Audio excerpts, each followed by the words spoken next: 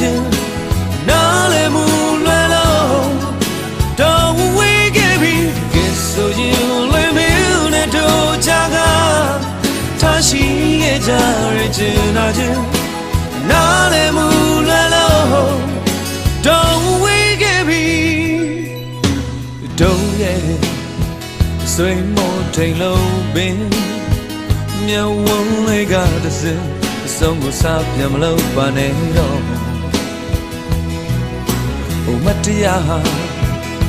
အတိုက်ဆိုင်တိုင်းမှာချင်တယ်လေးတစ်ခုရဲ့